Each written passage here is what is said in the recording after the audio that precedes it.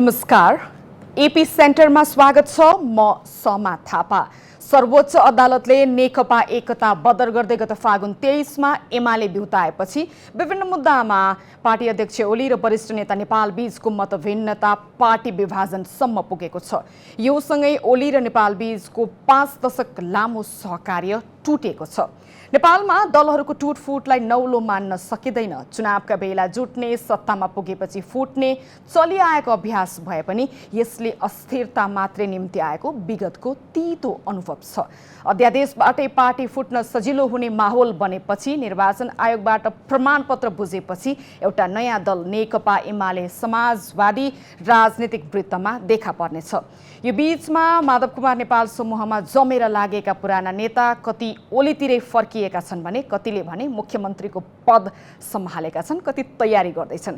यसले भने सबैमा आशंका जन्माएको छ कि यो सब आरोप प्रत्यारोप आलोचना पदका लागि मात्रै हो।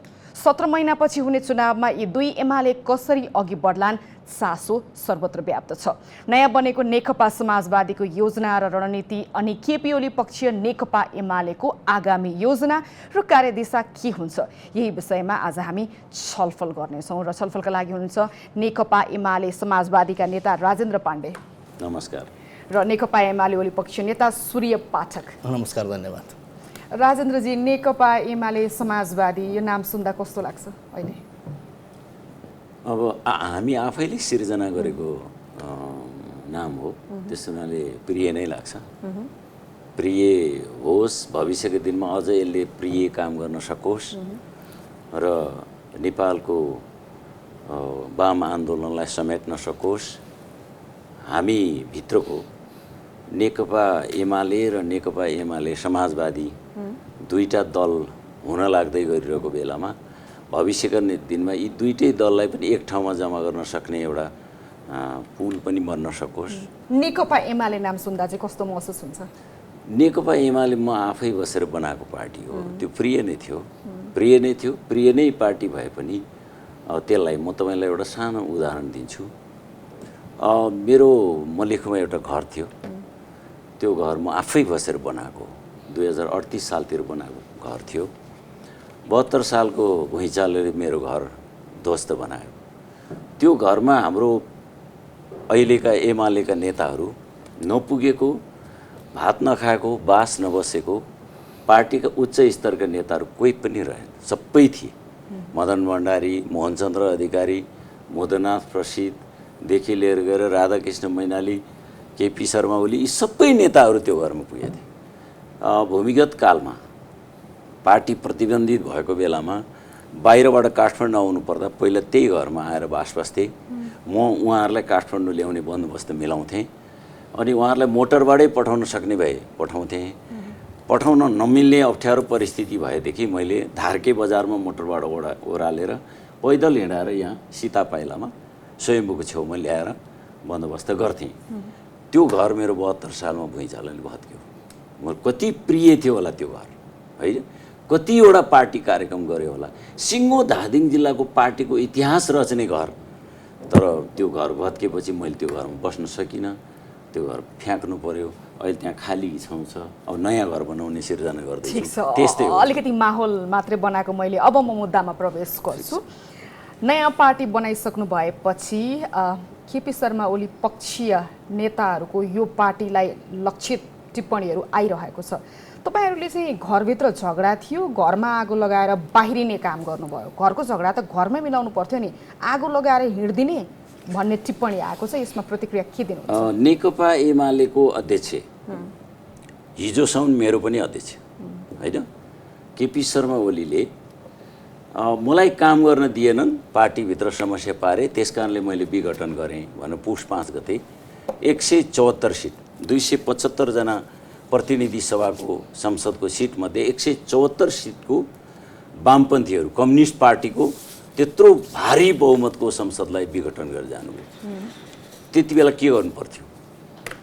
आन्तरिक झगडा थियो भने त्यो आन्तरिक झगडालाई आफै भित्र समाधान गर्नु पर्थ्यो कि त्यो घरलाई सिद्ध्याइदिएर म चुनाव 174 हुनेले 2/3 माग्छु, 82 सिट, अर्को 8 सिट भएपछि उहाँले बिगार्नु भयो भन्दैमा तपाईँहरू पनि होइन, त्यही बाटोमा मतलब उहाँले जानुपर्छ त्यो काम मिलनको गर्नु, पहल त जसले पनि गर्न सक्छ।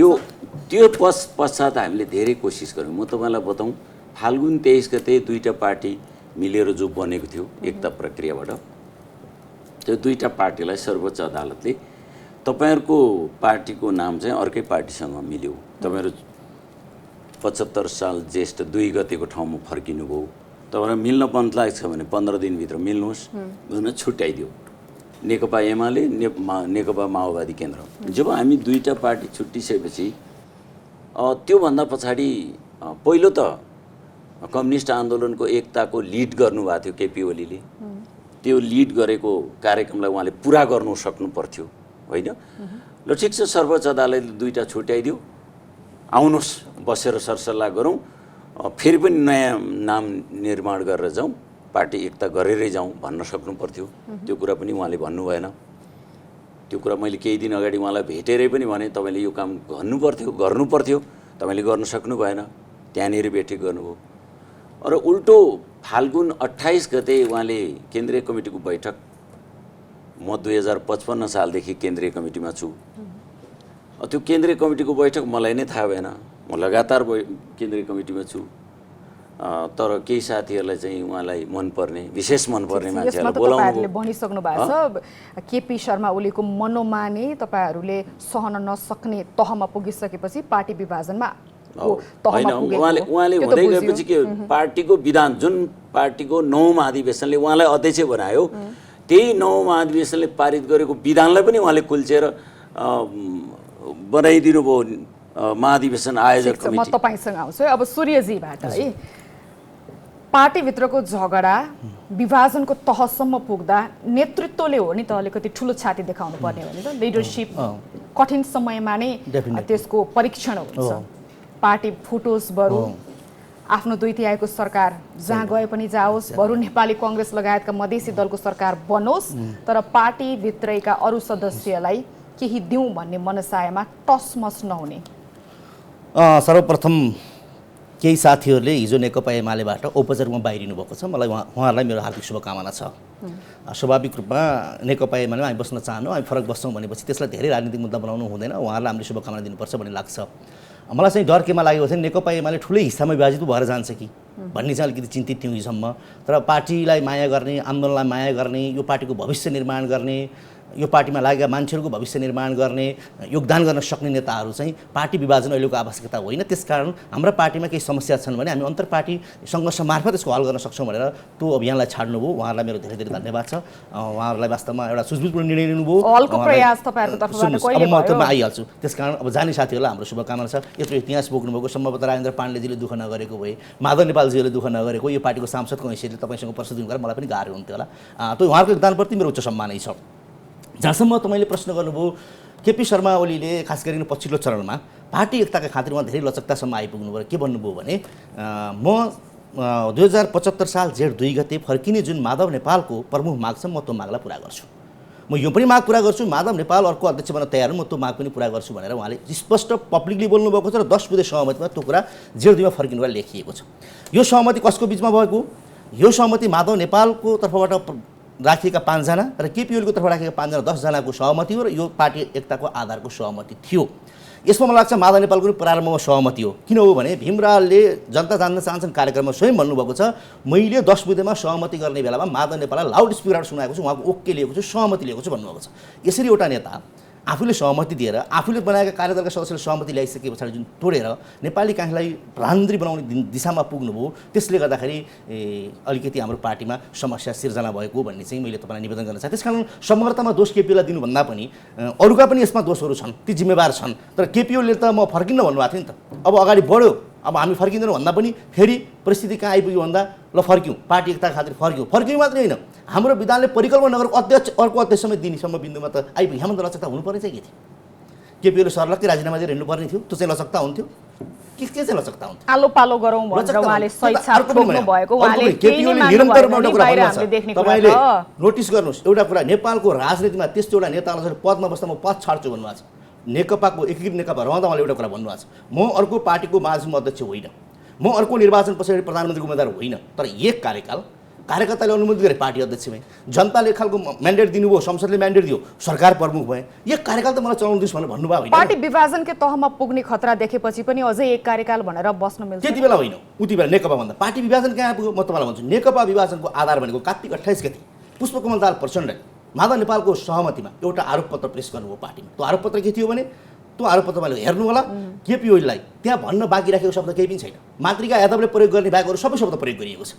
अनि त्यस्तो प्रतिवेदन आइसकेपछि केपी ओलीले के भन्नुभयो भने, ठिक छ, अब पार्टीमा समस्या भयो, समस्या समाधानको लागि म के गर्नुपर्ने गरौँ, अर्को मान्छे प्रधानमन्त्री बनाउने हो कि छिटै महाधिवेशन गर्ने, तर यो आरोपपत्र लिएर त म पार्टीको अध्यक्ष कसरी बन्न सक्छु? ठिक छ, पार्टीको वैधानिक बैठकमा आरोपपत्र गयो, तर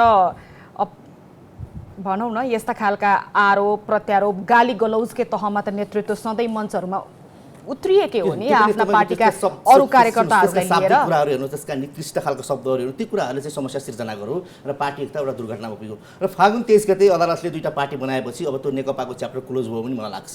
अब हाम्रो पार्टी मिलाउने सन्दर्भमा त केपी ओली हेमन्त लचकता के देखाउनु? ठिक छ, म प्रश्न राजेन्द्रजीलाई गर्न चाहन्छु। उहाँ भन्नु भएको छ कि केपी शर्मा ओलीले अधिकतम लचकता देखाउँदै पनि माधव कुमार नेपाल पार्टीसँग मिल्ने तहमा पुग्नु भएन। र अलिकति उहाँको शब्दलाई मैले थोरै प्रोसेस गरेर बुझ्दाखेरि यो पार्टी चाहिँ हेर्दाखेरि चाहिँ तपाईँहरूले फुटाउनु भएको वा तपाईँहरू अलग्गिएर जानुभएको, यसको मेन क्यारेक्टर अर्कै छ?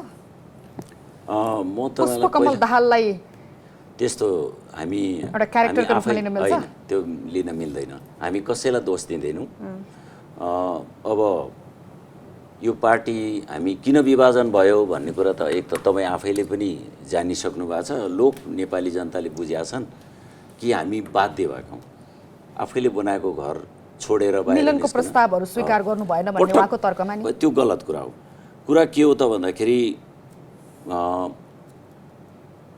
पार्टी अध्यक्ष केपी शर्मा ओलीले उहाँ पटक पटक कुरा चाहिँ राख्नुभयो, तर त्यसलाई फाइनल चाहिँ पुर्याउनु भएन, एउटा कुरा।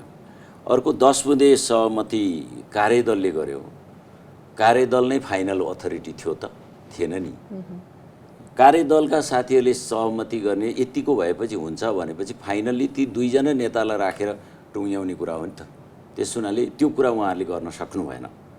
र कुरा चाहिँ कहाँनिर थियो त भन्दाखेरि चाहिँ पुष 5 गते केपी शर्मा ओलीले पार्टी अध्यक्ष प्रधानमन्त्रीले संसद विघटन गर्नुभयो।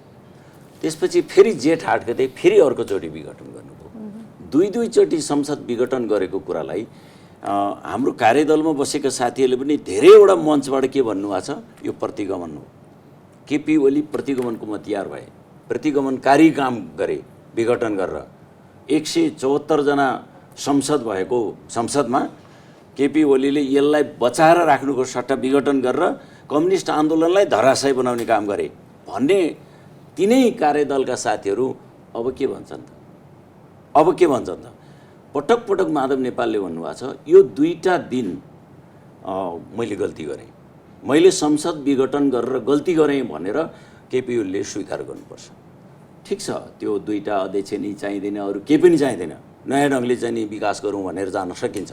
तर उहाँले गरेको यो त हामी मुद्दामा उभिएका हौँ, पदका लागि होइन। मुद्दामा उभिनेले त त्यो मुद्दा जुन मुद्दालाई उठाएर यो प्रतिगमन भयो भनेर आवाज उठाएको छ, त्यो प्रतिगमनको कुरा स्वीकार नगरेसम्म, त्यो गल्ती स्वीकार नगरेसम्म केपी ओलीसँग सँगै बस्न सक्ने सम्भावनै हुँदैन। ठिक छ, यहाँनिर मेरो अर्को प्रश्न नि, हामी मुद्दामा छलफल गरिरहेका छौँ, मुद्दामा हाम्रो विमति छ, पदका लागि होइन, कुण्ठाका लागि होइन, रिसका लागि होइन भनेर तपाईँले भनिरहँदा नि माधव कुमार नेपाल समूहमा लामो समयसँगै अडिग रहेका नेताहरू अन्तिममा केपी शर्मा ओलीतर्फ गएका छन्। जस्तो अष्टलक्ष्मी साक्य त मुख्यमन्त्री नै बन्नुभएको छ, युवराज गेवाली लगायतका नेताहरू नि। यसले के देखाउँछ? यो सिद्धान्त निष्ठा मुद्दा भन्ने त क्षणिक रहेछ। म होइन, मलाई के लाग्छ होला कसैको व्यक्तिगत कुरा पनि होला, अधिकांश नेताहरूको उता प्रवेशलाई व्यक्तिगत कुरा पनि होला। तर उहाँहरूले पनि यी सबै नेताहरूसँग पनि मैले यहाँ तपाईँकै टेलिभिजन मार्फत प्रश्न गर्न सक्छु नि। मैले त हिजो के भनेर केपी ओलीलाई गलत भनेको थिएँ? फाल्गुन 28 गतेको मञ्च जो अन्तिम ठुलो लाखौँ मान्छे उपस्थित थिए, त्यही मञ्चबाट भनिएको थियो नि केपी ओलीले यो गल्ती गरे भनेर भनिएको थियो। त्यो गल्ती स्वीकार भएको चाहिँ दिन कुन तिथि हो त?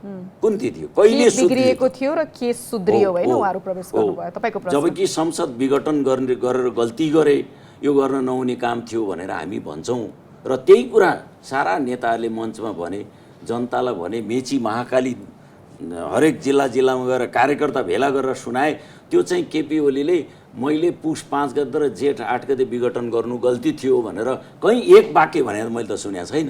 त्यही त नि, यो 9 महाधिवेशनमा नि माधव कुमार नेपालकै प्यानलबाट उठेका नेताहरू समेत केपी शर्मा ओलीको समूहमा जानुलाई चाहिँ यो सिद्धान्तको लडाई, तपाईँले भने जस्तै मुद्दाको लडाई त होइन रहेछ नि त, आखिरमा पद पावरकै लडाई रहेछ भनेर बुझ्नु मिल्दैन। तपाईँले राम्रै सोध्नुभयो, तर यो प्रश्न चाहिँ मलाई भन्दा नि तिनै साथीलाई यसै गरी ल्याएर राखेर के हो तपाईँहरूको मुद्दा चाहिँ के थियो? तपाईँले हिजो उठाएको फलानु मञ्चबाट बोलेको कुरा केपी ओलीले मैले त्यो कुरा स्वीकार गरेँ या गल्ती या ठिक स्वीकार गरेँ भने मैले त स्वर त सुनेको छैन। तपाईँहरू कहाँबाट पग्लिनुभयो भनेर सोधिदिएदेखि राम्रो हुन्थ्यो। मैले भन्न खोजेको चाहिँ यसरी मानिसहरू मुद्दामा तपाईँले भने जस्तै के बिग्रिएको थियो र कसरी सुध्रियो भन्ने कुराको क्ल्यारिटी हुन नपाइकन मानिसहरू एउटा खेमाबाट अर्को खेमामा जान्छन् भन्ने यो मुद्दाको त लडाई होइन रहेछ। रिसको रहेछ, रिस थामथुम हुन्छ 2-4 महिनापछि, पदको रहेछ, त्यो भागवण्डामा मिलि नै हाल्छ भनेर बुझ्न मिल्दैन आम जनताले भन्ने प्रश्न नि मेरो। आम रूपमा त्यो बुझ्न मिल्दैन। केही व्यक्तिहरूको लोभवश होला, केही व्यक्तिहरूले त्यस्तो ठान्लान्। अब त्यो त तपाईँकै यस्तै मिडियाबाट नि सुन्नु भएको छ, कतिपय साथीहरूले भन्नु पनि भएको थियो म यो पदमा बस्दिनँ, मलाई होइन, अब म तयार छैन भन्ने खालको कुरा पनि सुनिएको थियो। अब त्यो पद पाएपछि तयार भए पनि देखिया छ, तर त्यो चाहिँ त्यही व्यक्तिले दिने उत्तर हो। यसमा सूर्यजीको प्रतिक्रिया के छ? जसरी तपाईँले भन्नुभयो नि ठुलो हिस्सा चाहिँ माधव कुमार नेपाल समूहमा जान्छ कि भनेर भनेको, ठुलो हिस्सा त गएन, हामीतिरै छ भनेर तपाईँले गर्वका, एमालेतिरै छ भनेर भनिरहँदा नि उहाँहरूको मुद्दामा, तपाईँहरूको मुद्दामा अडिग भएर उहाँहरू फर्किनु भएको हो वा तपाईँहरूले लालच देखाएर उहाँहरू फस्नु भएको? यसमा सबभन्दा राइट ठाउँमा तपाईँ हुनुहुन्छ।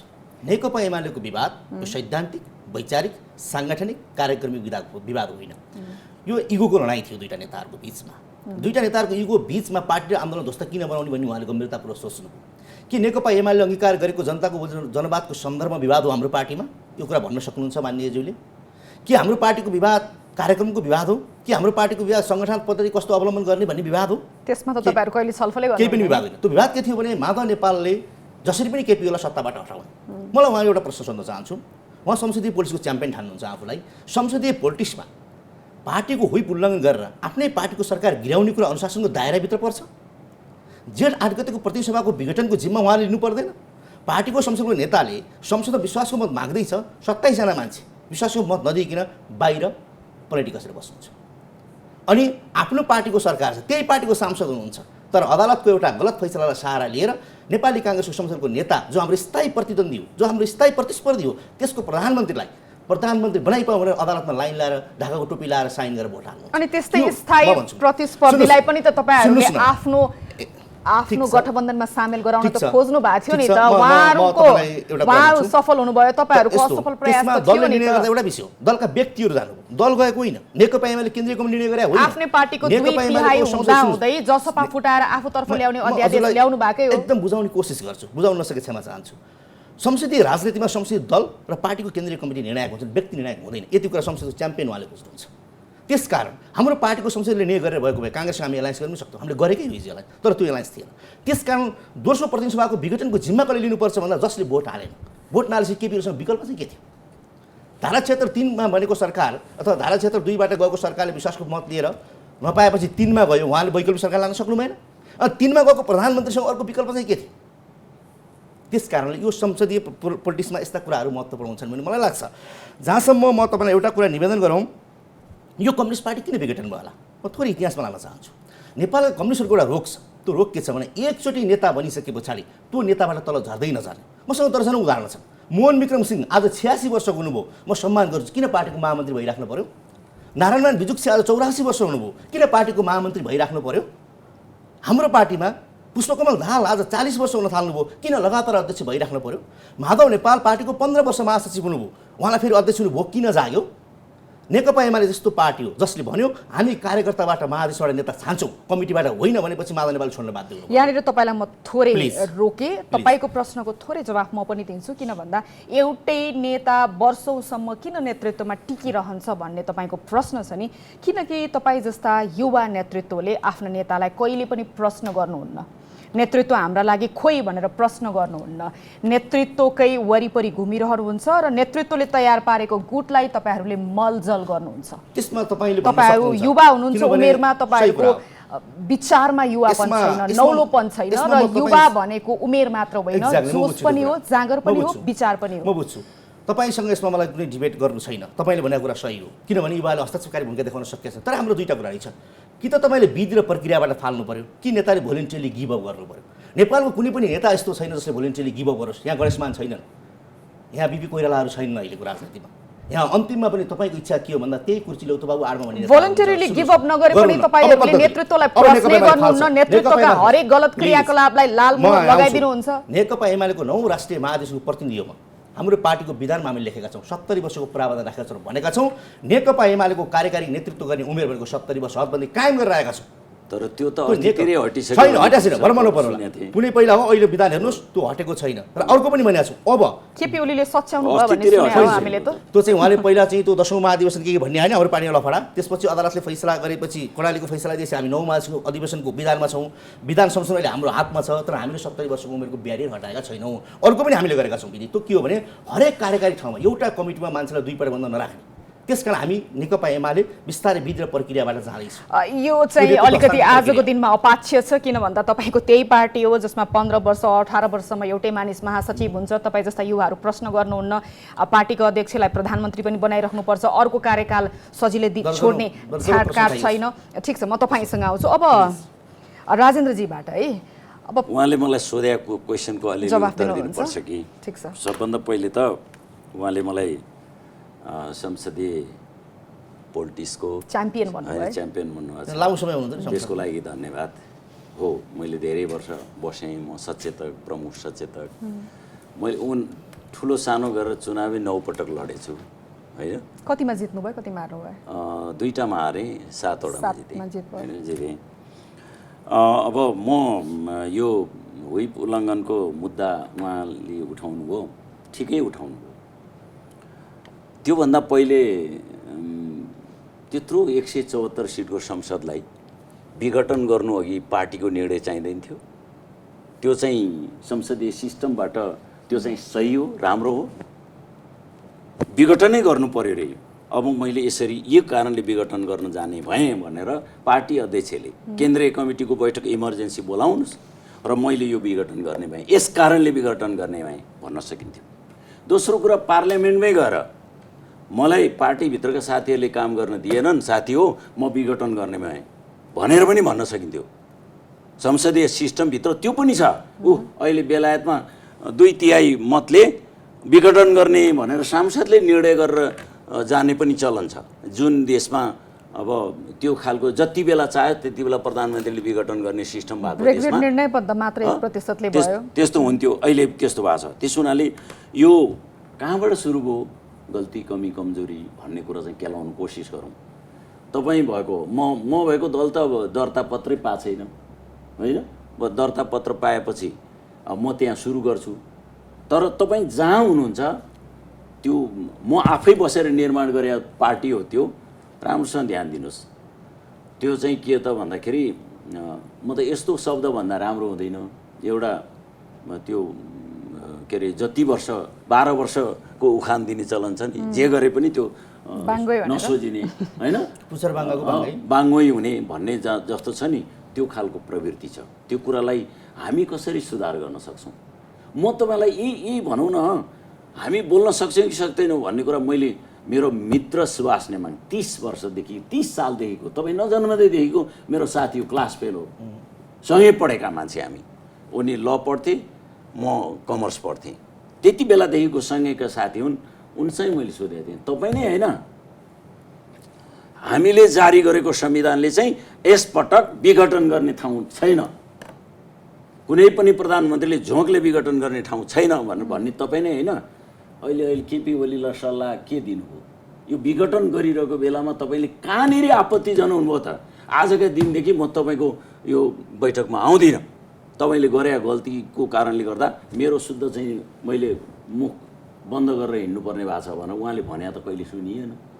त्यसो भएको हुनाले हामी यो भित्र सुधार गर्न सक्दैनौँ। तपाईँले देखाउनु भयो 15 वर्ष 18 वर्ष 86 वर्षका कुराहरू देखाउनु भयो। सिस्टम हामी बसाउन कोसिस गर्छौँ गर्दैनौँ। यो 70 वर्षको सीमा उमेरको सीमा उहाँले भन्दै हुनुहुन्छ। मैले केही दिन अगाडि सुनेको छु त्यो 70 वर्षको सीमा हटाइसक्यो। ठिक छ, यहाँनिर मैले तपाईँलाई अर्को प्रश्न गरेँ है, जस्तो सिस्टमको विधिको पद्धतिको कुरा गरिरहनु भएको छ। यी कुराहरू नेकपा एमाले तपाईँको पूर्व पार्टीमा रहेन भनेर अलगिएर नयाँ पार्टी खोल्ने क्रममा रहिरहँदा नि अस्ति केपी शर्मा ओलीले अध्यादेश ल्याउनु भयो हैन, अध्यादेशको जमेर विरोध तपाईँहरूले गर्नुभयो। अध्यादेश ल्याउन पाइँदैन, पार्टी फुटाउन पाइँदैन भनेर। तर आफूलाई अनुकूल पर्दा अहिले शेरबहादुर देउवालाई तपाईँहरूले अध्यादेश ल्याउन प्रेरित गर्नुभयो, उहाँले ल्याउनु भयो पनि तपाईँहरूलाई पार्टी फुटाउन सजिलो पनि भयो।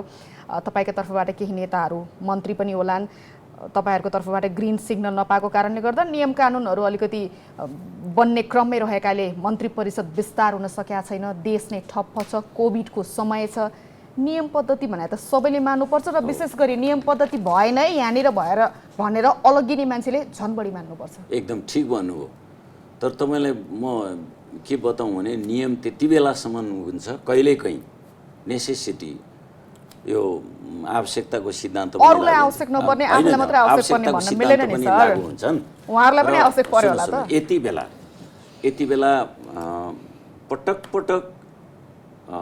पार्टी अध्यक्ष केपी शर्मा ओलीले माधव नेपाल र माधव नेपालसँग रहनुभएका साथीहरूलाई उहाँले सदस्यता खारेज गर्ने, कारबाही गर्ने, स्पष्टीकरण सोध्ने अनेकौं खालका कारबाहीहरू चलाइरहनु भएको थियो। यी सबै परिस्थितिमा यो एकता प्रक्रियाको लागि बढाउनको लागि साथीहरूले पनि प्रयत्न गर्नुभयो।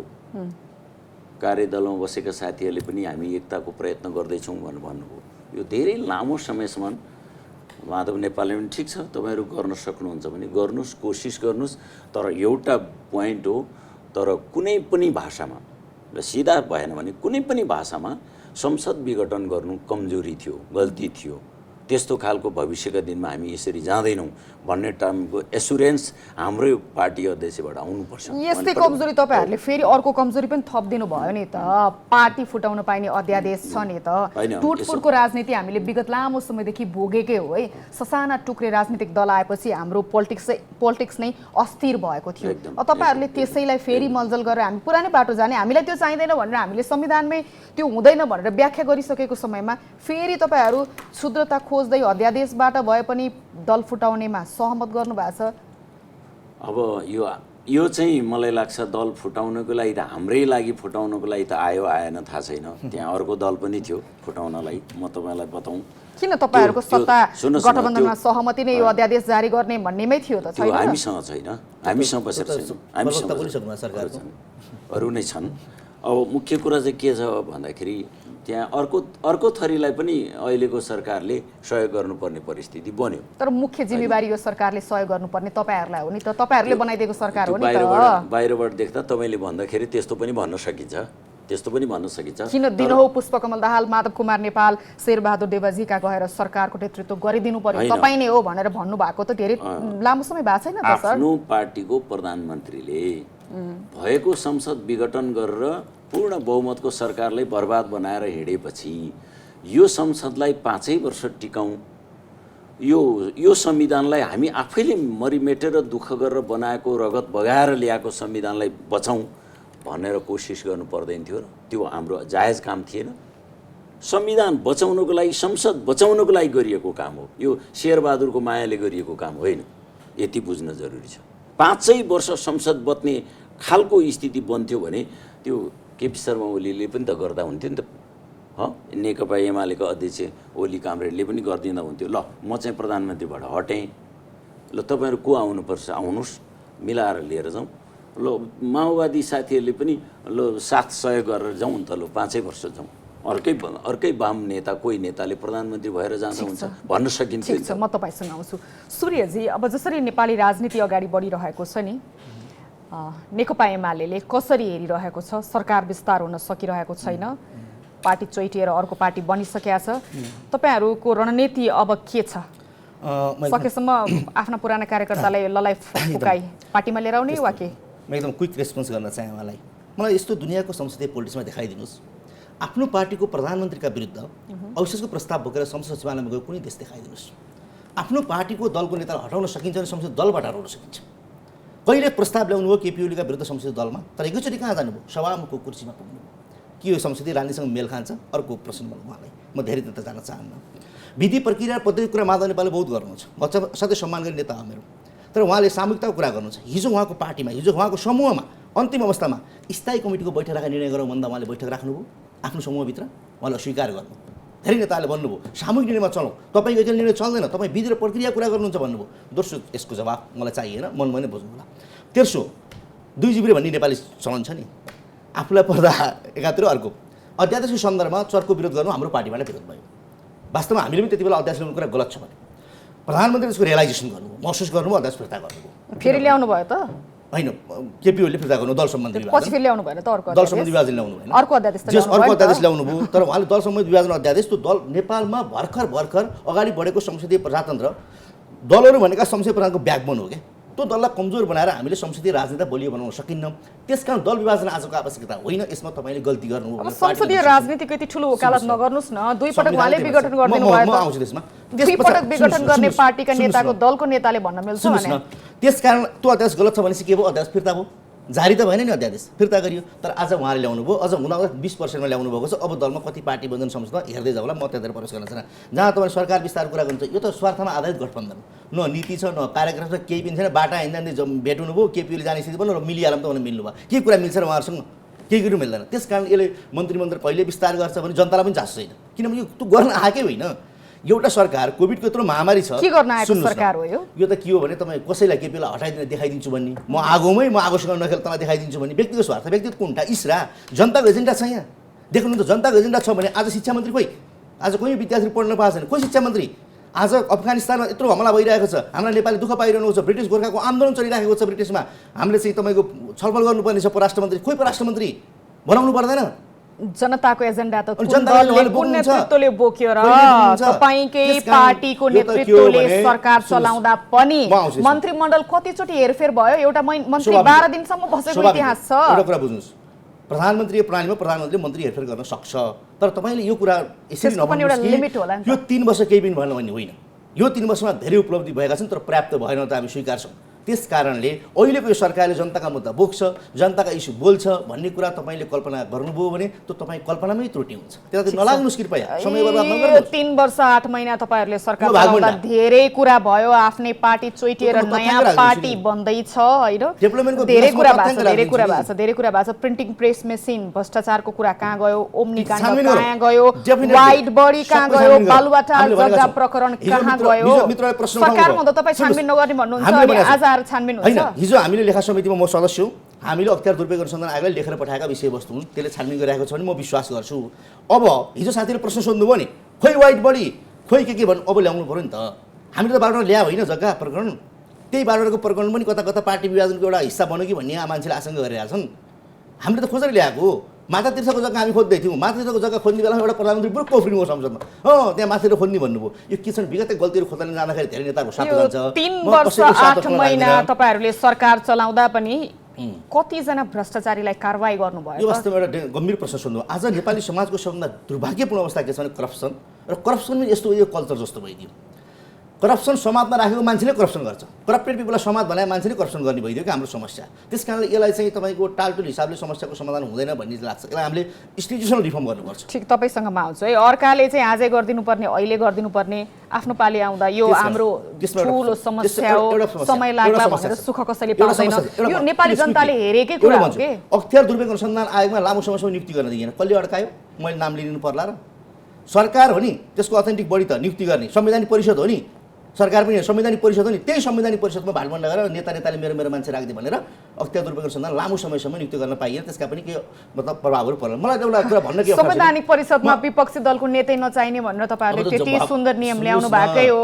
यो कहाँ हुन्छ भन्नुहोस् त? विपक्षी दलको नेता नै नचाहिने, आफ्नै मन लाग्दै जे पनि गर्न पाइने भनेर संवैधानिक परिषदमा ल्याउनु भयो नि तपाईँहरूले। वास्तवमा त मैले के भन्छु भने यत्रा धेरै आयोग बनाउन छन् तर 1 वर्ष 2 वर्षमा बैठकमा भाग लिनु न के। हामीले सामान्य प्र्याक्टिस गर्छौँ, कुनै पनि सदस्यले 3 पटक लगातार बैठकमा अनुपस्थित भएमा भनेर त लेख्छौँ होइन। त्यो अनुपस्थित हुनेलाई बैठकमा आउन बाध्य बनाउने कानुन बनाउनु पर्ने हो। तिमीहरू चाहिँदैन भनेर आफ्नो मनोमानी गर्ने खालको कानुन बनाउनु मिल्दैन भोलि सर। शेरबहादुरले गाह्रो पर्छ, यो कानुन चाहिँ बनाउनुपर्छ संसदले। हामी कतिपय यस्ता कानुन जस्तै भ्रष्टाचार सम्बन्धीमा हामीले छुट्टै शक्तिशाली निकाय बनाउनुपर्छ। यो दलका आधारमा मान्छे तोकेर लगेर त्यहाँ राख्थ्यो। मैले त भन्ने गरेको छु, यो अख्तियार दुर्व्यवहार अनुसन्धान आयोग भनेको यस्तो बिरालो हो जसले दुध मजाले खान्छ मुसो मार्दैन।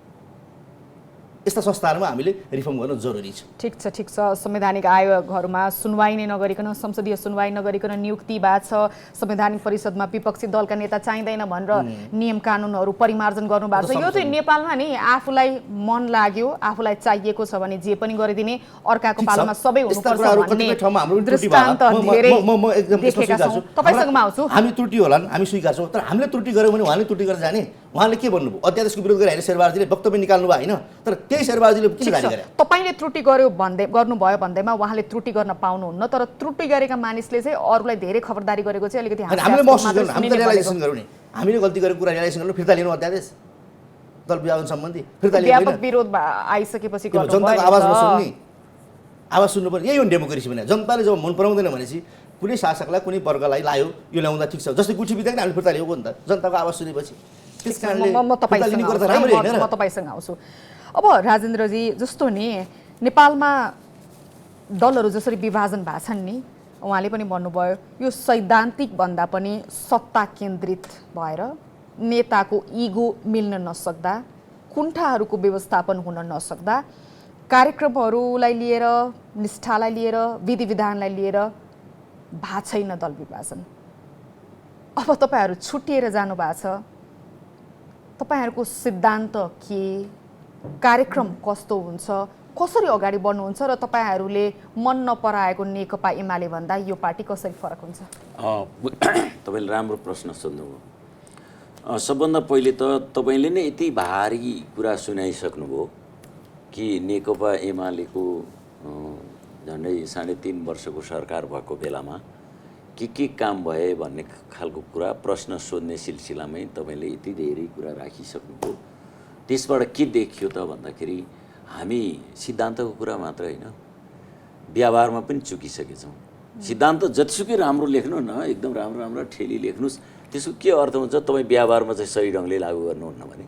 हामीले भने त के, मार्क्सवाद, लेनिनवाद, जनताको बहुदलीय जनवाद, कमरेड मदन भण्डारीले ल्याउनु भएको जबजको सिद्धान्त मानेर हामी अगाडि बढ्ने सारा सिद्धान्तहरूको हामीले व्याख्या गरेका छौँ। सर्वहारा श्रमजीवी वर्गको हित गर्ने पार्टी, त्यसैको जीवन परिवर्तन गर्नको लागि भूमिका निभाउने पार्टी, सारा कुरा व्याख्या गरेका छौँ। पाठकजी त 3 वर्षसम्म 3वटा बजेट पास गरे, उहाँ आफैले ताली लगाएर पास गर्नुभयो। सायद यो 4थो बजेट होला अध्यादेशबाट आएको। त्यो 3 वर्षको बजेट म पनि घरमा टेलिभिजनमा पढ्ने गर्थेँ, सुन्ने गर्थेँ। डाक्टर युवराज खतिवडाले ल्याएको बजेटमा म यसो हेर्ने गर्थेँ। त्यहाँ मैले सर्वहारा श्रमजीवी वर्ग, हिजो हामीले नेपाली काङ्ग्रेसको रामशरण महतले बजेट ल्याइरहेको बेलामा यो बजेट ठिक भएन, यो जुन खालको वर्गको सेवाको लागि ल्याउनु पर्ने यो आएन, राष्ट्रिय स्वाधीनताको हुने गरी एउटा स्वाधीन अर्थतन्त्रको विकासको लागि हुने कुनै कार्यक्रम आएन, हामीले बार भन्ने गर्थ्यौँ। तर ती सबै कुरा के पनि आएनन्। डाक्टर महत एकापट्टिबाट के अरे विश्व ब्याङ्कको प्रतिनिधित्व गर्नुहुँदो रहेछ, डाक्टर खतिवडा अर्कोपट्टिबाट विश्व ब्याङ्कको प्रतिनिधित्व गर्नुहुँदो रहेछ। भाषा फरक रहेछ, पात्र फेरि प्रवृत्ति फेरि हैन। अलिकति यो विगतमा भन्दा नि म अहिले चाहिँ तपाईहरुको यो नयाँ पार्टीको सिद्धान्त के हुने, यो कस्तो कार्यक्रमबाट चल्छ भनेर जान्न चाहेको कि हामीले 62-63 को आन्दोलनपछि हामीले जनक्रान्ति सफल भयो भनेका छौँ। हो, त्यो जनक्रान्ति सफल भयो भनेपछि पुँजीवादी जनवादी क्रान्ति सफल भयो। अब हामी समाजवाद उन्मुख अर्थव्यवस्थातिर प्रवेश गर्छौँ भनेर भनेका छौँ। अब समाजवादको विकासको निम्ति हामीले गर्ने काम के त हाम्रो देशको त्यहाँतिर हाम्रो ध्यान जान जरुरी छ। आर्थिक सवालमा हामी के गर्न सक्छौँ, श्रमजीवी वर्गको सवालमा के गर्न सक्छौँ, राष्ट्रिय अर्थतन्त्रको विकासका सवालमा के गर्नुपर्छौँ, त्यो खालको कार्यक्रमका साथ हामी अगाडि बढ्छौँ। त्यस्तो कार्यक्रम आउँछ भन्नुभएको छ। तपाईँहरूले साथ दिएको गठबन्धनको सरकारको अहिलेसम्म मन्त्री परिषद विस्तार पनि हुन सकेका छैन यो कठिन समयमा, महिना दिन बढी भइसक्यो। त्यो पनि अब उहाँहरूका पनि केही कठिनाइ होला नि, त्यो टुङ्गिएला चाँडै। अब यतिकै बसिरहँदाखेरि कठिनाइ छ भनेर भाग्ने छुट छ आजको समयमा। कोभिड कुन तहमा पुगिरहेको छ, देशमा चरम बेरोजगारी छ, कोभिडले अर्थतन्त्र धराशायी बनाएको छ, अनि तपाईँहरू केही कठिनाइ होला छुट छ भनेर यसरी यति सजिलो हल्लुका रूपमा लिनु मिल्छ? अनि तपाईँले भन्नुहुन्छ कि समाजवाद हाम्रो बाटो हो, हामी अब आर्थिक उन्नतिमा यसरी जान्छौँ, विगतले यो गर्यो भनेर तपाईँ मलाई भन्नु भएको छ। म तपाईँलाई यति पनि मैले भन्नुपर्ने हुन्छ, म हिजोसम्म नेपाल कम्युनिस्ट पार्टी एमालेको एउटा केन्द्रीय नेता हो। त 3.5 वर्षसम्म नेकपा एमाले सत्तामा थियो, त्यही पार्टीको केन्द्रीय नेताले आज नयाँ दल दर्ता गर्ने बित्तिकै त यो नयाँ सरकारको बारेमा तैँले अहिले विरोध गरिहाल्नुपर्छ, हामी त काम गर्दैछौँ भन्ने होला नि त। म हिजोसम्मको मैले प्रतिनिधित्व गरे पार्टीले चाहिँ के चाहिँ काम गरेको थियो, त्यसैको विरोधमा त तपाईँहरू अर्को पार्टी गठन गर्नु भएको छ। हिजो भएन भन्दैमा आज हामीले गरेनौँ भनेको प्रश्न हिजो के भएको थियो भन्ने हुँदैन नि सर? अब त हामी चुप लागेर बस्दैनौँ नि त। अब हामी चुप लागेर बस्दैनौँ, हाम्रो पनि राजनीतिक दलको एउटा खालको मान्यता आइसक्नु पर्ला। अब केही दिनभित्रमा हामीले दलको मान्यता प्राप्त गरौँला। त्यो मान्यता प्राप्त गरिसकेपछि हाम्रो तर्फबाट तिमीले यो कार्यक्रमको आधारमा मात्र यो सरकार चल्न सक्छ, यदि हामीले पनि सहयोग गर्नुपर्ने हो नि भन्ने ढङ्गले हामी कार्यक्रमसहित हामी जनता। तपाईँहरूले कार्यक्रम बनाइरहँदा अनि तपाईँको तर्फबाट नेकपा एमालेमा प्रवेश गर्ने नेताहरूको क्रम अझै जारी रहन्छ वा यो रोकियो? घटिसक्यो। यसो छ, हिजोबाट त केही जानुभयो, अझै यो चलिरहन्छ यो क्रम? त्यो आते जाते चलिरहन्छ। त्यसमा तपाईँले कुनै अन्यथा नमान्नुहोस्। आज उता वक्तव्य दिनेले भोलि यता वक्तव्य पनि दिन्छ, यो स्वाभाविक हो। यस्तो ढुलमुले चरित्र बोकेका नेताहरूबाट त दुवै पार्टीबाट खासै अपेक्षा गर्न त सक्दैन नि त नेपाली जनताले। त्यो त्यस्तै होला। किन त्यस्तै होला भन्दाखेरि तपाईँसँग मैले होइन भने पनि अस्तिसम्म तपाईँसँगै भएका साथीहरू आज दोबाटा छन् नि भनेर तपाईँले प्रश्न गरिहाल्नुहुन्छ होइन। व्यवहारमा पनि त्यस्तै पनि छन्। फेरि अर्को कुरा, कति साथीहरूलाई के लाग्न सक्छ भने यो नयाँ पार्टी छ होइन, केन्द्रीय कमिटीको सदस्यहरू 58 जना छन्। अब यिनीहरू अगाडि बढ्छन् कि बढ्दैनन्, सक्छन् कि सक्दैनन्, यिनीहरूले चाहिँ देशव्यापी रूपमा पार्टी सङ्गठन निर्माण गर्न सक्छन् कि सक्दैनन्, यिनको हैसियत के हुन्छ, यो सबै हेरेपछि व्यवस्था गरौँला भन्ने पनि तपाईँहरू गर्दै जानु होला। यो नेकपा एमाले चाहिँ यो नयाँ पार्टीलाई कसरी हेरिरहेको छ, यो पार्टी कसरी अगाडि बढ्ला? तर अलिकति दृष्टान्त हेर्ने हो भने चाहिँ मूल पार्टीबाट छुट्टिएर गएको पार्टीहरू फलेको फुलेको फस्टाएको चाहिँ देखिएको छैन, कतै हराएको होइन। एमालेको इतिहास पनि त्यस्तै छ। तपाईँको मूल्याङ्कन के छ? मलाई के लाग्छ भने उहाँले पार्टी विभाजन गर्ने आधारै तय गर्न सक्नु भएको छैन, जस्टिफाई गर्न सक्नुहुन्न। किन सक्नुहुन्न भने उहाँले के भन्नुहुन्छ भने सिद्धान्त के हो, जब जाऊ एमालेकै सिद्धान्त होइन। अब हामी जब जबको ग्राउन्डमा अब विकसित भएको राजनीति बोकेर जानुपर्छ। बाहिर भनिरहनु भएको छ, के भन्नु भएको छ भने हामीसँग एमालेसँग हाम्रो विवादै होइन, समस्या त केपी ओलीसँग भन्नु भएको छ। हामीले एउटा कुरा भनेको छौँ, केपी ओली नेकपा एमालेको आजीवन अध्यक्ष हो, केपी ओली सधैँ नेकपा एमालेको अध्यक्ष भइरहने हो। तपाईँ व्यक्तिसँग तपाईँको समस्या हुन्छ, व्यक्तिलाई त हामी सिस्टमबाट उहाँहरूको विचारमा केपी ओलीले त्यस्तै चरित्र देखाउनु भयो। सुन, हाम्रो पार्टीको महाधिवेशन छ, महाधिवेशन हामी गम्भीरतापूर्वक छलफल गर्छौँ, उहाँहरू बसेर छलफल गर्न पनि सकिन्थ्यो, नेतृत्व त्यहाँबाट हामीले हस्तान्तरण गर्न पनि सक्थ्यौँ र नेतृत्व बदल्न पनि सक्थ्यौँ। अनि केपी ओलीसँग समस्या छ भन्ने कुरो पार्टी विधानलाई जस्टिफाई बन्छ, त्यो आधार बन्छ। व्यक्तिगत समस्या हिजो बरु नेकपा माले विभाजन हुने बेलामा चाहिँ उहाँले खुट्टो उचाली पछिबाट फर्किनु भयो, एमालेमै फर्किनु भयो, राम्रै गर्नु भन्ने लाग्छ। सबभन्दा बढी खुट्टो उचाल्नु भन्ने आउँथ्यो, तपाईँलाई आरोप के मलाई थाहा छैन, म त त्यतिर जान चाहन्न। तर उहाँले एउटा महाकाली सन्धि लिएर अहिले तपाईँ के लिएर जानुहुन्छ भन्नुहोस् त? हामी केपी ओलीसँग बस्न सकिएन, त्यस कारण एमाले छाडौँ भन्न मिल्छ? यही भित्र बसेर अन्तरसँग गर्नु पर्छ। यो उहाँको प्रश्नमा अलिकति दम छ। किन भन्दा केपी शर्मा ओली भनेको त पार्टीको एकजना नेता हो नि त, नेकपा एमाले भनेकै केपी ओली त होइन नि। तपाईँहरूले त्यसरी बुझ्नु भएर पार्टी अलग्याउनु भयो भन्नेमा क्विक रेस्पोन्स? त्यस्तो होइन। पार्टीभित्र नीति सिद्धान्त हुन्छन्, तर त्यो नीति सिद्धान्त चाहिँ कार्यान्वयन हुँदैन। एउटा व्यक्तिको तानाकसाही चलिरहन्छ, अरू मुसा जस्ता भएर बसिरहन्छन्, त्यहाँ कुनै नयाँ निर्णय हुन सक्दैन। नीति सिद्धान्त त एउटा बोरामा हालिदिइसकेको छ। केपी ओलीले जनता बौद्धले जनवाद माओवादी केन्द्रसँग 75 साल ज्येष्ठ 3 गते मिल्या बेलामा त्यो जब छैन अहिले थन्क्यो भनेर भने होइन, अहिले जब हामी पालना गर्छौँ भने कसैले पत्याउँछ? तपाईहरु चाहिँ पालना गर्नुहुन्छ गर्नुहुन्छ जबजको ब्याकग्राउन्डमा हिजो जबजले जुन ग्राउन्ड सिर्जना गरेछ त्यो ग्राउन्डमा रहेर अब हामी समाजवाद उन्मुख कार्यक्रम अगाडि बढाउँछौँ। अब अर्को सूर्यजीलाई नि चुनाव पनि नजिकै छ हैन, तोकिएको समयमै होला आशा गरौँ। शेरबहादुर देउवा हुनुहुन्छ भन्न सकिन्न, प्लिज जानुस् न।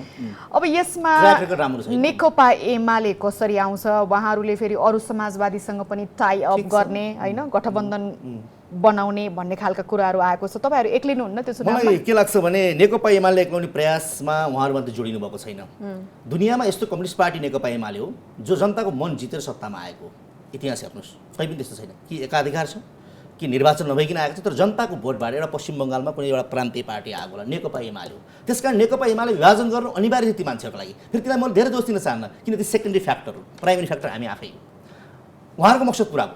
मलाई एउटा कुरा लाग्छ, यो डेट ट्र्याप भन्छ नि, तपाईँले निकै सुन्नुभयो होला अहिले। चीनले चाहिँ अब नामै लिनु लाग्यो, सरी, विभिन्न देशहरूलाई चाहिँ विकासको योजनामा पैसा दिने, पछाडि चाहिँ तपाईँको पैसा चाहिँ फिर्ता गर्न सक्दैन, त्यसपछिबाट प्रोजेक्ट लिने।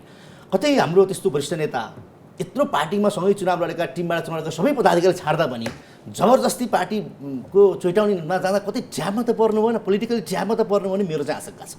त्यो आशंका असत्य साबित भइदियोस्। तपाईले के भन्न खोज्नु भएको? बाहिरी शक्तिहरूको पनि म हस्तक्षेप हुन सक्छ यति भन्ने भनेपछि खोज्नु भएको? इशारा नै काफी छ। अर्को चाहिँ के छ भने अलिकति क्लियर गर्नुहोस् न। म यसमा क्लियर गर्छु। उहाँहरू नेकपा एमालेको एउटा समूह बनाएर राजनीति गर्ने हिसाबले पार्टीमा चोइटाउनु भएको होइन। उहाँहरूको डिप लभ अर्कैसँग छ, अब उहाँसँग छिट्टै मिल्नुहुन्छ।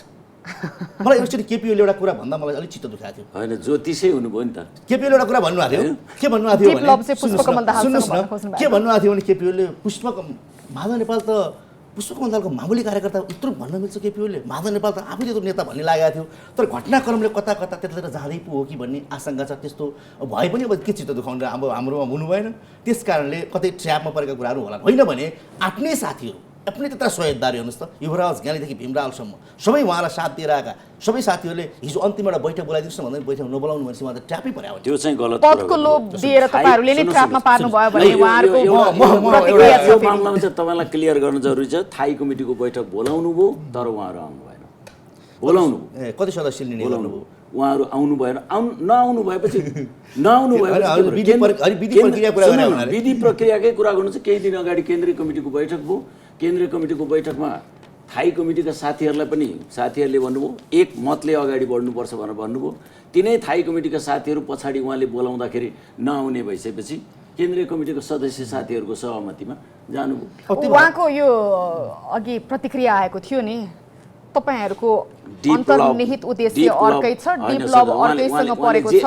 केपी शर्मा ओलीसँग पार्टी यत्तिकै चोइटाउनु भएको छैन भन्ने त्यही कुरा यतातिर तेर्स्याएँ भने के हुन्छ नि, केपी शर्मा ओलीलाई कसैले भन्या छ नेपालको कम्युनिस्ट आन्दोलनको, नेपालको कम्युनिस्ट पार्टीको अध्यक्ष बन्नु, त्यो बनेपछि तैँले कम्युनिस्ट आन्दोलनलाई सिद्ध्याउन सक्छस्, तैँले त्यहाँ बन्ने कुरामा पहिला विशेष ध्यान दिनु, त्यो पदमा नपुगुन्जेलसम्म जसरी भने नि पुग्ने कोसिस गर्नु, पुगेपछि सिद्ध्याउनु भन्ने कहीँबाट आदेश बोकेर आएर गरे भन्यो भने तपाईँलाई चाहिँ के नेकपा एमाले कुनै व्यक्तिले सिद्धार्थ सिद्धिदैन कुरा पनि तपाईँलाई म निवेदन गर्न चाहन्छु। यो पार्टीमा लाखौँ कार्यकर्ता छन्, कुनै व्यक्तिले चाहेर सकिँदैन। ठिक छ, त्यो एकदम त्यो नहोस् हैन, त्यो नहोस्। त्यसै हो भने त यदि कार्यकर्ताले नै ठिक बाटोमा ल्याउन सक्यो भने त भोलि हामी दुवै थरीको बिचमा एकै ठाउँमा एकता मित्रता भएरै पनि जाने दिन आउन सक्छ। अलिकति म अन्त्यमा आइसकेको छु हैन। अब नेकपा एमाले फुटेपछि कसरी अगाडि बढ्ला दुवै पार्टी भनेर मेरो कार्यक्रम यसैमा केन्द्रित रह्यो। अलिकति विगतलाई फर्केर हेर्दा नि 2053मा देउबाले भारतसँग गरेको एकीकृत महाकाली सन्धि चाहिँ संसदबाट हैन अनुमोदन गर्ने विषयमा एमाले विभाजन भयो। 24 वर्षपछि फेरि यो शेरबहादुर देउबा नेतृत्वको सरकारले अध्यादेश ल्याएपछि फेरि नेकपा विभाजन भएको छ। यो इतिहासको यो दुईटा घटना नि कस्तो खालको संयोग भनेर तपाईले मूल्याङ्कन गर्नुहुन्छ अहिले? मलाई लाग्छ त्यो संयोग नै होला, त्यो भवितव्य मात्रै होला। त्यही अनुसारले चाहिँ जुराउँदै आएको भन्ने खालको कुरा त्यो म चाहिँ मान्न तयार छैन। तपाईको यसमा के टिप्पणी छ? शेरबहादुर देउवाले नेपाल कम्युनिस्ट आन्दोलनलाई माया गरेर बेला बेलामा राम्रो काम गर्दैन चाहिँ हिसाबले बुझ्नु पर्यो। उहाँकै पालामा फुट्यो, तर त्यति बेला केही पोलिटिकल तर्कहरू थिए, आर्गुमेन्टहरू थिए, त्यस कारणले फुटले अलिकति लामै व्यापक रूप पनि लियो। तर के भयो भने निर्वाचनमा शून्य सिट आयो। अहिले त उहाँसँग केही पनि छैन। केपी ओलीलाई गाली गर्ने बाहेक अरू कुनै एजेन्डा छ उहाँसँग? किन दल विभाजन गर्नु त केपी ओलीका कारणले? अनि हामी भन्दैछौँ अब केपी ओली यो पार्टीको आज पनि अध्यक्ष होइन, आज पनि नेता होइन, भनेर भन्दैछौँ भनेपछि के हो मैले देखेको मैले अघि नै तपाईँलाई एउटा कुरा महत्त्वपूर्ण कम्युनिस्टहरूको एउटा चरित्र के छ भने ग्लोबल्ली हेर्नुहोस् ग्लोबल्ली यसलाई चिरको मदन उडाले मात्रै हो कम्युनिस्टहरू एकचोटि पार्टीको सत्तामा पुगेपछि पार्टीको सत्ता छाड्नै चाहन्न चीनमा अलिकति प्रयास गरे अहिले पनि चीनको सी जिनपिङले त्यसलाई पनि बङ्गाइदिइसके कम्युनिस्टहरूको डेन्जर चरित्र त्यही भएर कम्युनिस्ट पार्टीले सेटब्याक खाएको त्यसलाई कसले सिक्नु मदन भण्डारीले सिकेर के भन्नु भने पार्टीको लोकतान्त्रिकरण कुरा गर्नु पर्यो हामी सत्तामा रहिरहनेमा पनि म खराबी देख्दिनँ कि यदि देश र जनताको हितमा होइन उसले यस्तो नीति नि नियमहरू त्यो त बनाउँछ लोकतान्त्रिक भन्ने प्रक्रियाबाट आउनु पर्यो तपाईँ प्रोसेसबाट आउनु पर्यो नि प्रोसेसले त फाल्छ नि बिना प्रोसेस आइदिने जस्तो अहिले अर्को अध्यक्षले मलाई भने जस्तो यो कुनै प्रोसेसले माग्यो हो प्रोसेसबाट आउनु पर्दैन एउटा कुरा अर्को अध्यक्ष त सहमति गर्नु भएन र केपी शर्मा ओलीले पालेपालो गरी भनेर दिनु परेन दिन्छु कहाँ बस्दा दिन्न पनि भन्नुभयो नि उहाँले दिन्छु दिनु दुईटै भन्नुभयो तर माधव नेपालले मलाई अर्को अध्यक्ष चाहिन्छ भन्नुभएको छैन उहाँले प्रष्टै भन्नुभएको छ अध्यक्ष तपाईँहरू कार्यदलमा बस्ने साथीहरू को बन्नुपर्छ एकचोटि त बनिरहनु भएको थियो कता कता बनाएको जस्तो तर यहाँनिर नि तपाईँहरूलाई पनि त प्रश्न गर्न मिल्छ नि त महाधिवेशन आउँदै थियो महाधिवेशनबाट सत्ता हस्तान्तरण गर्ने पार्टीभित्रको समीकरण पनि हस्तान्तरण गर्न मिल्छ नि त आजै देऊ भोलि देऊ नभए पार्टी चोइटाएर जान्छु भनेर यति धेरै तुस पाल्न जरुरी थियो र महाधिवेशनसम्म तपाईँहरू कुर्न किन नसके महाधिवेशनसम्म जान सक्ने परिस्थिति नै तयार हुँदै गयो जेठ 2 मा फर्केपछि केले रोकेको थियो जेठ 2 मा फर्केपछि यहाँ लेखा छ हैन जेठ 2 मा फर्किन्छ भनेर भनेको कुरा कहाँनिर कार्यान्वयन भयो योमा हैन जेठ 2 मा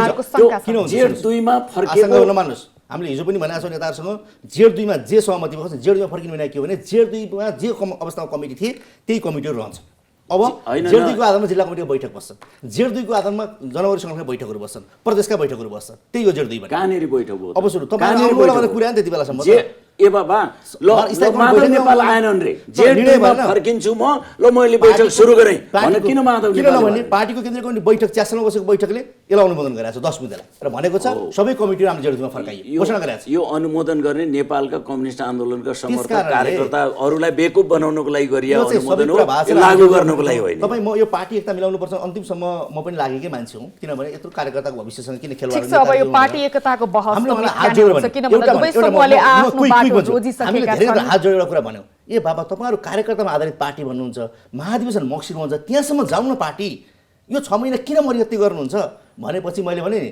अहिले ट्र्याप भने ट्र्यापले के भयो अब बाँकी कुरा भविष्य देखाउँदै त्यसरी नै बुझ्दैउ न मैले तपाईलाई आरोप लाउँदैन हुन्छ तपाईले मलाई आउँदैन मैले त प्रष्टै भनेको छु गोर्बाचोभले घोषणा गरेको छ एक ठाउँमा बोलेको छ टर्कीमा गएर 2-3 वर्ष अगाडि मलाई चाहिँ मेरो श्रीमतीले त यो कम्युनिस्ट आन्दोलनलाई समाप्त पार्नुपर्छ तैँले अब समय कमसम्म छोटकरीमा नै यो तपाईको नयाँ पार्टीको प्राथमिकता के हुन्छ बुदागत रूपमा हाम्रो पार्टीको प्राथमिकता पहिला त हामी संगठनात्मक हिसाबले काम सुरु गर्छौं हाम्रो नेकपा हिजो नेकपा एमाले चुनाव चिन्ह नाम नभएछ तपाईहरुलाई गाह्रो मनोवैज्ञानिक रूपमा गाह्रो पर्दैन चुनाव चिन्ह चाँडै नै निर्णय हुन्छ हैन पहिलाको गुमेपछि भन्न खोजेको के संगठन विस्तारमा चुनाव अहिलेकै चुनाव चिन्ह किन चाहियो अहिले चुनाव चाहियो र नि अहिले नै चुनाव त हुने होइन नि त केही समयभित्र त हाम्रो 10-12 दिनभित्रमा यो टुङ्गो लाग्ने बेलासम्म त चुनाव चिन्ह आइहाल्छ नि ठीक छ सूर्यजी नेकपा एमालेको अबको रणनीति के हुन्छ नेकपा एमालेको अबको रणनीति भन्दा हामी महाधिवेशन विधान संसदमा जान्छौँ अब हाम्रो भदौमा छ त्यसपछि हामी व्यापक रूपमा संगठन परिचालन हाम्रो तल छँदैछन् हामी त्यहाँ जान्छौँ र यो सरकारले गरेका राम्रा कामको हामी मजाले समर्थन गर्छौँ गलत कुराहरूको विरोध गर्छौँ र हामी स्वाभाविक जतिसुकै बेला पनि निर्वाचन भयो भने हामी निर्वाचन तयारी गरेर बस्छौँ हस् यहाँहरू दुवैजनालाई समय र विचारका लागि धन्यवाद जाँदै उहाँलाई धेरै धेरै शुभकामना छ राम्रो गर्नु होला ल ठीक छ त्यस्तै परिस्थिति पर्यो भने सँगै भइएला नेकपा एमाले विभाजन भएर नेकपा एमाले समाजवादीको रूप ग्रहण गरेको छ यो नयाँ पार्टी कसरी अगाडि बढ्छ अनि केपी शर्मा ओलीले नेतृत्व गर्नुभएको नेकपा एमालेका आगामी दिनका रणनीति र योजना के छन् यिनै समसामयिक विषयमा आज हामीले छलफल गर्यौं अर्को हप्ता अर्को विषयका साथ उपस्थित हुने नै छौं तबसम्मका लागि बिदा दिनुहोस् नमस्कार